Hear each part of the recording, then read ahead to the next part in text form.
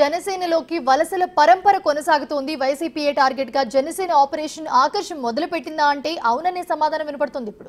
ఇప్పటికీ బాలినేని ఉదయ్ భాను వంటి సీనియర్ నేతలు వైసీపీకి గుడ్ బై చెప్పేగా తాజాగా మరో కీలక నేత పొన్నూరు మాజీ ఎమ్మెల్యే కిలారి రోసయ్య ఆయన కూడా ఫ్యాన్ పార్టీకి బై బై చెప్పేశారు. ఆయన జనసేన పార్టీలో చేరేందుకు రెడీ అయిపోయారు. రోసయ్య రాకకు జనసేనాని పచ్చ జెండా కూడా ఊపేశారు. దీంతో రేపు జనసేన అధినేత పవన్ కళ్యాణ్ సమక్షంలో జనసేనలో చేరనున్నారు. ఆయన పార్టీ మారే వారంతా కూడా వైసీపీ నుంచే కావడం, వారంతా జనసేన వైపే చూస్తుండడం ఇప్పుడు హాట్ టాపిక్ గా మారింది.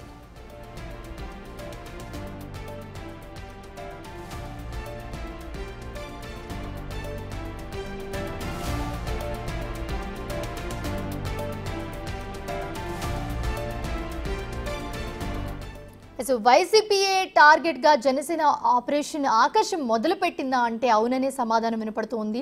సో వరుసగా వైసీపీ నుంచి జనసేనలోకి షిఫ్ట్ అవుతూ ఉన్నారు నేతలంతా కూడా. అసలు దీనికి సంబంధించి పూర్తి అప్డేట్స్ మా ప్రతినిధి సాయి శంకర్ అందిస్తారు. సాయి శంకర్, ప్రస్తుతం చూస్తున్నాము మొన్న బాలినేని, తర్వాత సామినేని, ప్రస్తుతం ఇప్పుడు కిలారి రోసయ్య.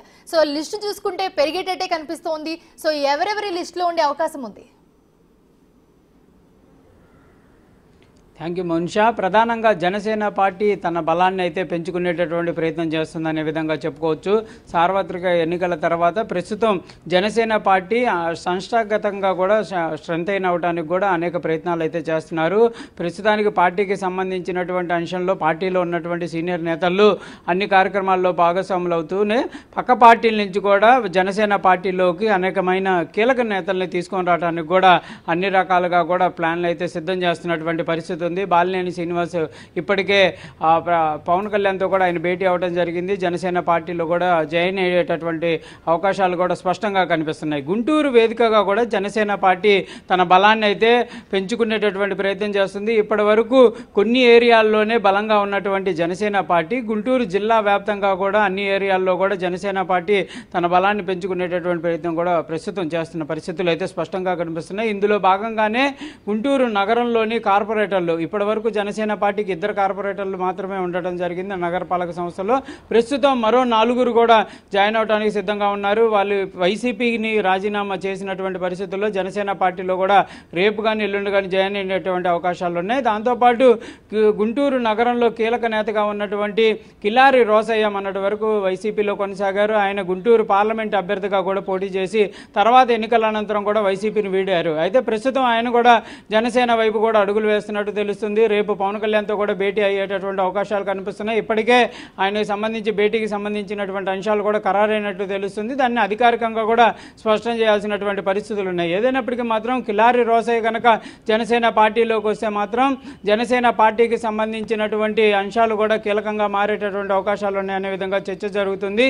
ఇప్పటికే పార్టీకి సంబంధించినటువంటి పార్టీలో ఇప్పుడు జనసేన పార్టీలో ఉన్నటువంటి నేతలు ఎవరైతే ఉన్నారో వాళ్ళు కూడా కీలకంగా ముందుకు వెళ్తున్నారు. జిల్లాలో ఉన్నటువంటి వైఎస్ఆర్సీపీని వీడాలనుకునేటటువంటి నేతలు ఎవరైతే ఉన్నారో వాళ్ళందరినీ కూడా జనసేన వైపు తీసుకొచ్చే విధంగా కూడా వాళ్ళు కూడా ప్లాన్ చేస్తున్నారు. ఇందులో భాగంగా కిలారి రోసయ్య కూడా జనసేన వైపు అడుగులు వేసే పరిస్థితి కనిపిస్తుంది. అయితే కార్పొరేషన్కి సంబంధించి కూడా కీలకమైనటువంటి పరిణామాలు చోటు చేసుకుంటున్నాయని చెప్పొచ్చు. ప్రస్తుతం 2గా ఉన్నటువంటి జనసేన పార్టీ మరో 4 కనుక కంపల్సరీగా తన వైపు కనుక తీసుకొని రాగలిగితే కార్పొరేషన్లో బలం పెరిగేటటువంటి అవకాశాలు ఉంటాయి. కంపల్సరీగా డిప్యూటీ మేయర్ పదవికి సంబంధించి కానీ ఏదైనా ఇలాంటి అంశాల్లో కీలకంగా జనసేన మారేటటువంటి అవకాశాలు కనిపిస్తున్నాయి. ఎందుకంటే రేపు కనుక ఒకవేళ కార్పొరేషన్లో మార్పులు, అంటే ప్రస్తుతం వైఎస్ఆర్సీపీకి సంబంధించినటువంటి నేతే మేయర్గా ఉన్నటువంటి పరిస్థితులు ఉన్నాయి. కానీ ఒకవేళ కనుక మార్పులు జరిగి కనుక టీడీపీ కనుక కార్పొరేషన్ని చాకి చేసుకుంటే కనుక కంపల్సరీగా జనసేన పార్టీ కూడా కీలకంగా వ్యవహరించేటటువంటి అవకాశాలు ఉంటాయి. వారి యొక్క బలాన్ని చూపించి డిప్యూటీ